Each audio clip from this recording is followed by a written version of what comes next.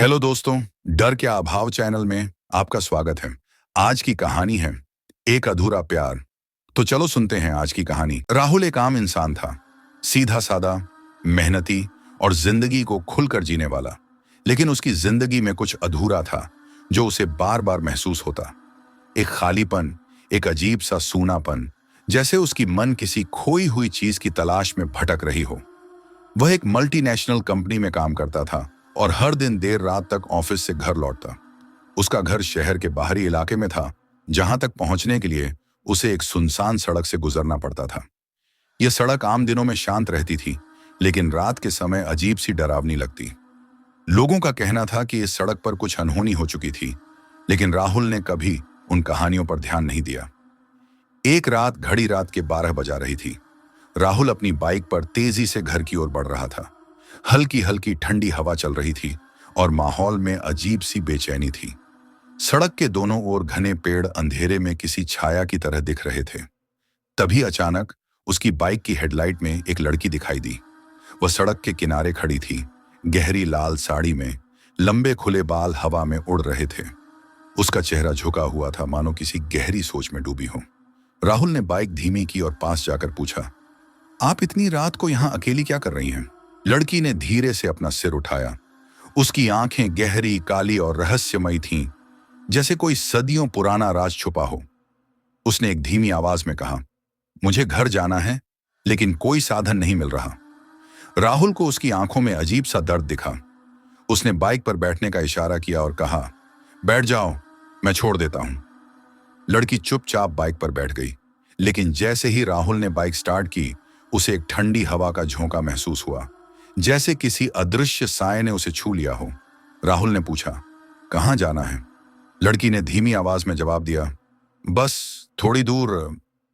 राहुल ने बाइक आगे बढ़ा दी, लेकिन उसके कानों में लड़की की धीमी सांसों की आवाज गूंज रही थी। ऐसा लग रहा था कि वह बहुत पास बैठी हो, लेकिन उसका वजन बाइक पर महसूस नहीं हो रहा था। कुछ मिनटों बाद लड़की बोली, बस यहीं रोक दो। राहुल ने बाइक रोकी और पीछे देखा, लेकिन वहां कोई नहीं था। डर के मारे उसके रोंगटे खड़े हो गए। तभी अचानक लड़की की आवाज उसके कानों में गूंजी, फिर मिलेंगे राहुल। राहुल का दिल जोर से धड़कने लगा। उसने तो अपना नाम बताया ही नहीं था। अगले दिन ऑफिस में भी राहुल का दिमाग उलझा रहा। उसके मन में वही लड़की घूम रही थी, उसकी गहरी आंखें, उसकी आवाज और उसका अचानक गायब हो जाना। वह अपने दोस्त विशाल के पास गया और उसे पिछली रात की पूरी घटना बताई। विशाल ने सुना और तुरंत घबरा गया। तू मजाक कर रहा है ना? लाल साड़ी वाली लड़की? विशाल ने घबराते हुए पूछा। हाँ, लेकिन तू इतना डर क्यों गया? राहुल ने उलझन में पूछा। विशाल ने कांपते हुए कहा, राहुल, ये मत कहे कि तूने उसे बाइक पर बैठाया। राहुल ने सिर हिलाया। हाँ, क्यों? विशाल ने गहरी सांस ली और धीरे से कहा, क्योंकि वो लड़की अब इस दुनिया में नहीं है। राहुल की आंखें फटी रह गईं। क्या बकवास कर रहा है तू? विशाल ने राहुल का हाथ पकड़ा और धीरे धीरे बताने लगा, 5 साल पहले इसी सड़क पर एक लड़की का एक्सीडेंट हुआ था। उसका नाम ऋतु था। कहते हैं वो अपने प्रेमी से मिलने जा रही थी, लेकिन बारिश में उसका स्कूटर फिसल गया और वह ट्रक के नीचे आ गई। जब तक लोग उसे अस्पताल ले जाते, उसकी मौत हो चुकी थी। लेकिन कहते हैं उसकी आत्मा आज भी उसी लाल साड़ी में यहां भटकती है। वो कोई इंसान नहीं, बल्कि एक आत्मा थी। और अगर उसने तुझसे फिर मिलने की बात कही है, तो समझ ले, ये सिलसिला यहीं नहीं रुकेगा।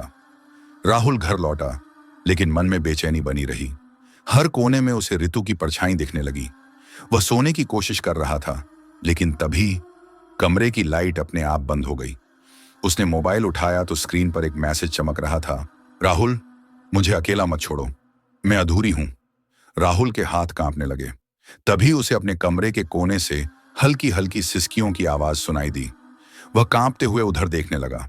उसकी आंखें चौड़ी हो गईं। एक लड़की लाल साड़ी में झुके सिर के साथ वहां खड़ी थी। राहुल की धड़कनें तेज हो गईं। उसकी आवाज गले में ही अटक गई। लड़की ने धीरे से सिर उठाया। उसकी आंखें अब सुर्ख लाल हो चुकी थीं। होंठों पर एक अजीब मुस्कान थी। मैं तुमसे प्यार करती हूं राहुल, क्या तुम भी मुझसे प्यार करते हो?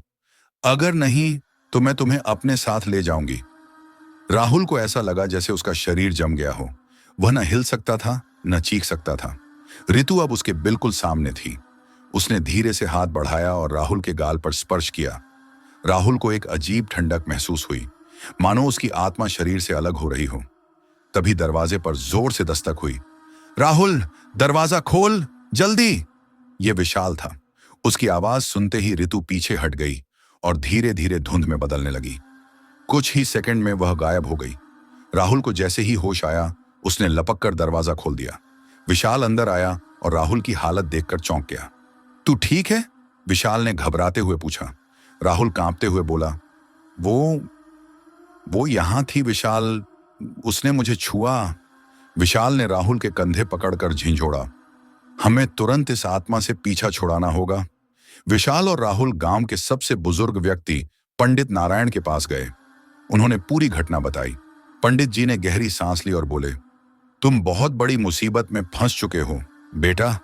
यह आत्मा सिर्फ किसी से बदला लेने के लिए नहीं भटक रही, बल्कि वह अधूरे प्यार को पूरा करने के लिए किसी इंसान की आत्मा को बांधना चाहती है।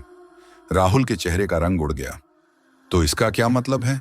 पंडित जी ने गंभीरता से कहा, ऋतु की आत्मा तुम्हें अपने साथ ले जाना चाहती है, ताकि वह तुम्हारी आत्मा को अपने अधूरे प्रेम में बांध सके।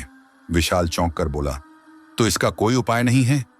पंडित जी ने कुछ देर सोचा और फिर बोले, एक ही उपाय है। हमें ऋतु की आत्मा को हमेशा के लिए मुक्त करना होगा। उसके असली प्रेमी को ढूंढना होगा जिससे वह मिलने जा रही थी। सिर्फ वही आत्मा को शांति दे सकता है। राहुल और विशाल ने गांव में खोजबीन की और पता चला कि ऋतु का प्रेमी कोई और नहीं बल्कि गांव का ही एक युवक आदित्य था। लेकिन आदित्य आज भी जिंदा था। राहुल और विशाल तुरंत आदित्य के पास गए। वह बहुत सहमा हुआ दिख रहा था। ऋतु तुम्हें आज भी खोज रही है आदित्य, राहुल ने कहा। आदित्य के चेहरे पर डर था। उसने कांपते हुए कहा, मैं जानता हूं कि वो अब भी मेरा इंतजार कर रही है, लेकिन मैं उसे कभी नहीं मिल सकता। क्यों? आदित्य ने धीरे से कहा, क्योंकि मैंने उसे धोखा दिया था। मैं उससे मिलने नहीं गया था। मैंने उसे उस रात अकेला छोड़ दिया था और वो मर गई। राहुल को अब सब समझ आ गया था। ऋतु की आत्मा का गुस्सा इसलिए था क्योंकि उसका प्रेम अधूरा रह गया था। राहुल, विशाल और आदित्य उसी सुनसान सड़क पर पहुंचे जहां ऋतु की मौत हुई थी। आदित्य कांप रहा था, लेकिन पंडित जी ने उसे हिम्मत दी। तभी अचानक हवा तेज चलने लगी। अंधेरे में एक परछाई उभरी। ऋतु लाल साड़ी में वहां खड़ी थी। आदित्य फूट फूट कर रोने लगा। ऋतु, मुझे माफ कर दो। मैंने तुम्हें धोखा दिया, तुम्हें अकेला छोड़ दिया, लेकिन मैं सच में तुमसे प्यार करता था। ऋतु की आंखों में आंसू आ गए। तुम्हें पता है, मैं सिर्फ यही सुनना चाहती थी। जैसे ही आदित्य ने यह कहा, ऋतु की आत्मा के चेहरे पर शांति आ गई। वह धीरे धीरे हवा में विलीन होने लगी, लेकिन जाने से पहले उसने राहुल की ओर देखा और मुस्कुराई। धन्यवाद राहुल, अब मैं मुक्त हूं। और फिर वह धुएं में बदलकर गायब हो गई। राहुल की जिंदगी फिर से सामान्य हो गई। उस दिन के बाद राहुल ने फिर कभी ऋतु की आत्मा को महसूस नहीं किया। तो दोस्तों, कैसी लगी आज की कहानी? अगर अच्छी लगी तो लाइक करें, चैनल को सब्सक्राइब करें। मिलते हैं फिर एक नई कहानी के साथ।